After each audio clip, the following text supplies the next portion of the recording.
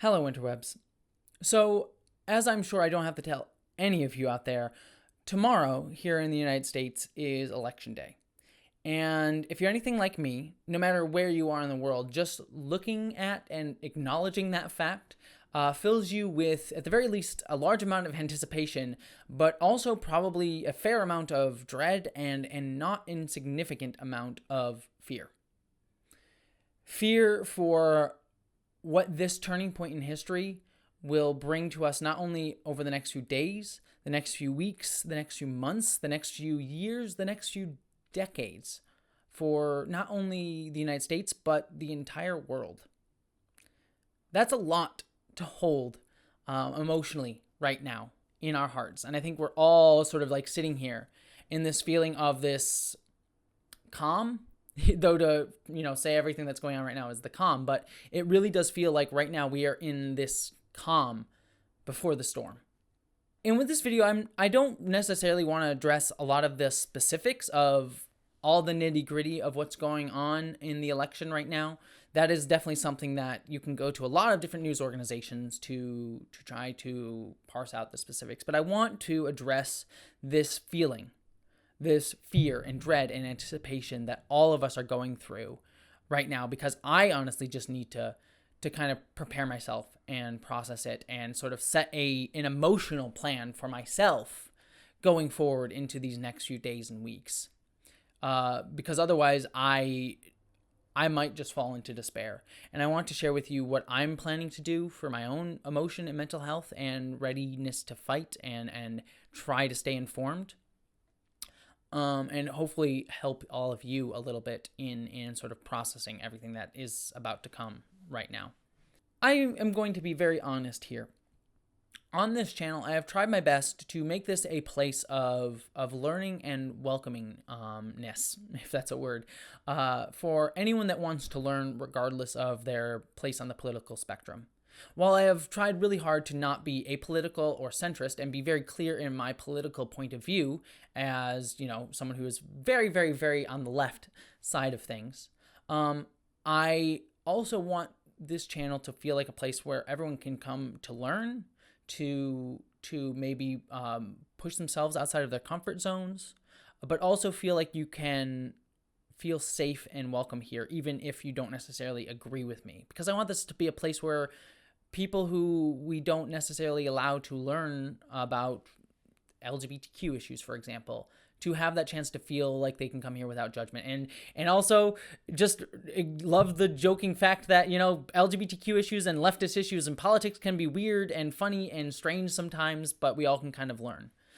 So I want to just acknowledge that this channel is what I tried to build with that. I tried to build that welcoming space, but I need to also be very, very clear right now that Donald Trump and what he represents, and he is not the end-all be-all issue in and of himself. He is representative of a much larger issue within the United States of white supremacy, of self-interest, of rampant nationalism and individualism, as opposed to empathy and community and caring and acknowledgement of the needs of others and for the future and for other generations and people beyond yourself.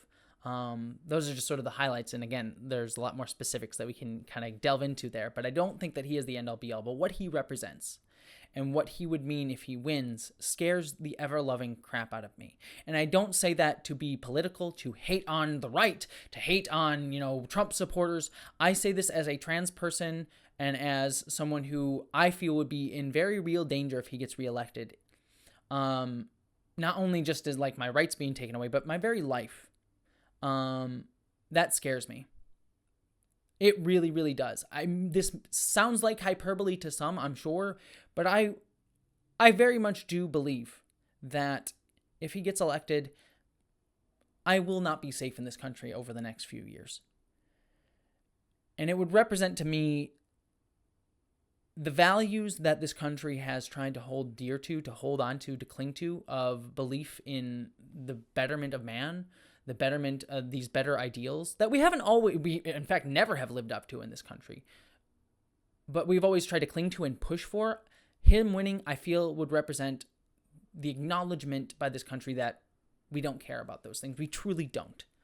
And while I don't particularly love Joe Biden, I don't think he is the perfect candidate. He is someone who I at least feel like if he gets elected, he would represent an at least acknowledgement that we want to at least try to pursue these values of equality, of liberty, of the pursuit of happiness for everyone, regardless of who they are. Again, we have never completely lived up to those values, but there's always at least been an attempt to aspire to them. And so looking at that and those lines of thoughts, and again, I'm not trying to hate on anybody here. That's just how I'm feeling about it. Looking at that, right now, in this moment, in this calm before the storm, I'm having to hold two realities in my head. A reality where Trump wins and a reality where Biden wins. And I'm holding those two versions in my head, those two plans in my head. And I have to realize at this moment, as I sort of stare down the barrel of the gun of the next few weeks and months, that I have to, in many ways, kind of forget either option. Because what we are looking at on Election Day and over the next few days is, regardless of who actually wins, whoever comes out on top, these next few weeks are going to be hard. There is going to be a lot of misinformation. There's going to be a lot of things that will seem scary at first. Like I will be very clear. I believe tomorrow on Election Day, we will at least appear that it will have a Trump win, unless it's like super leaning Biden, because of the way mail-in voting works and how it will delay the results and things like that. We will not know our president, who our president will be, nor will it look like I feel like Joe Biden will win at the end of tomorrow night. And Trump will capitalize on that fact and push that and do all of he can. Again, we can get into the specifics of that as it comes, but he will try to push that narrative that he won, regardless of if he actually did or not. And there's going to be a lot of fighting, a lot of very scary things that will go down. There may even be violence. I hope there is not, but there might be. And so I've come to terms with this fact of I can't really plan for either one, because I just need to focus on the next few days and weeks. I need to focus on trying to take care of myself and trying to decide what I want to do for myself in terms of taking action, in terms of not succumbing to despair at any of those moments in that process. And I'll be honest with you, I was talking to a friend of mine last night and just saying to them, I don't want to do this. I wish we could just skip this whole next few weeks and just deal with whatever we have to deal with, whether it's Trump or Biden. You know, I wish I could just find out who wins, we get there, and we just proceed from there. And I can, know what my plan is. But these next few weeks are just going to be scary. And we will not know what the outcome will be. And so we are going to be living in this uncertainty. And I just do not want to do it. I just want to know so I can go from there. Proceed from a place of certainty. And we don't get to have that.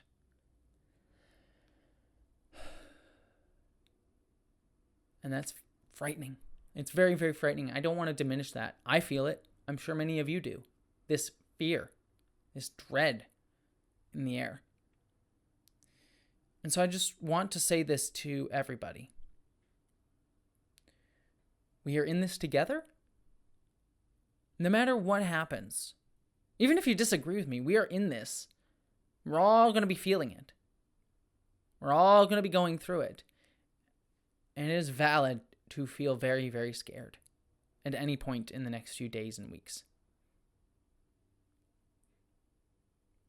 And I just want to acknowledge that fact. And I think it might be best, at least what I'm planning to do, is to just focus on getting through the next few days.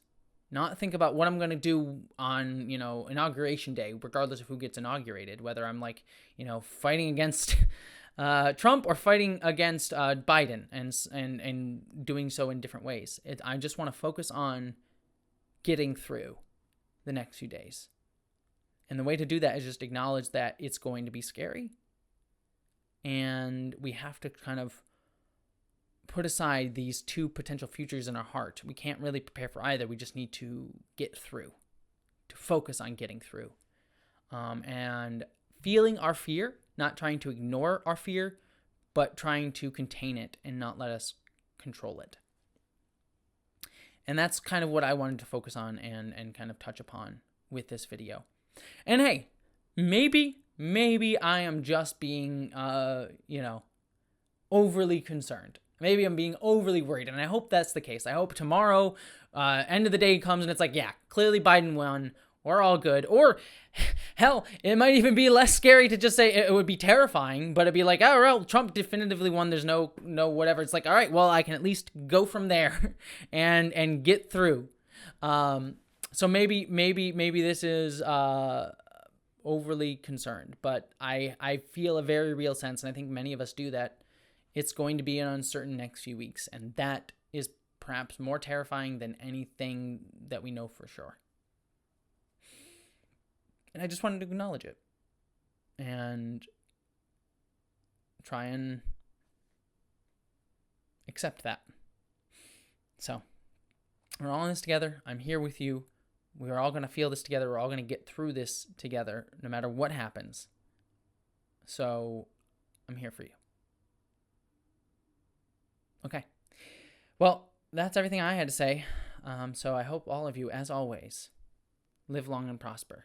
And I'll see you on the other side.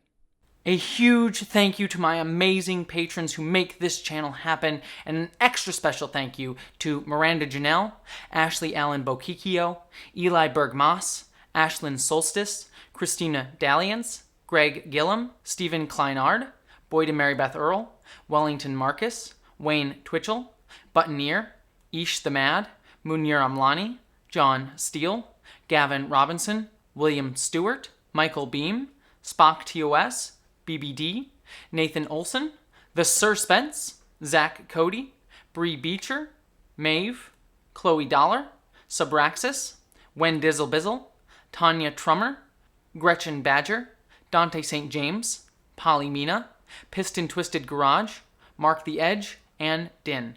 I could not do this without all of you, so thank you so much, especially this month.